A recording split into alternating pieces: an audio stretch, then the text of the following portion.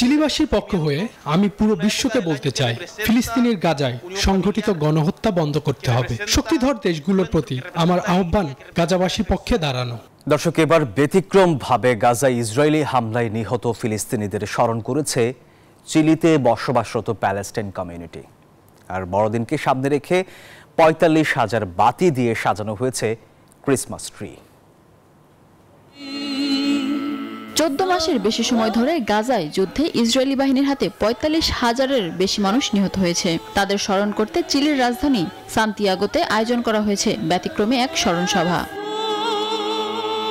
বড়দিনকে সামনে রেখে ৪৫,০০০ বাতি দিয়ে নিহতদের স্মরণে সাজানো হয়েছিল ক্রিসমাস ট্রি। চিলির প্যালেস্টাইন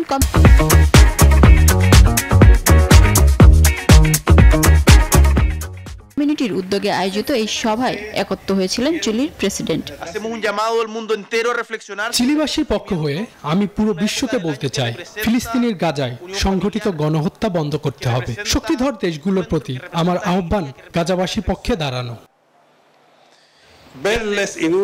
এখানে উপস্থিত সবাইকে দেখে মনে হচ্ছে গাজাবাসীরা একা নয়। এখনো কিছু মানুষ প্যালেস্টাইনদের স্বাধীনতা নিয়ে ভাবে। তারা চায় ফিলিস্তিনের মানুষ স্বাধীন হোক, তারা শান্তিপূর্ণভাবে বাঁচুক। মধ্যপ্রাচ্যের বাইরে চিলিতে সবচেয়ে বড় প্যালেস্টাইন কমিউনিটি রয়েছে। ব্যবসা বাণিজ্য ছাড়াও স্থানীয় রাজনীতিতেও সক্রিয় ভূমিকা পালন করছে ফিলিস্তিনিরা। মিনা ফেরদাউস, নিউজ 24।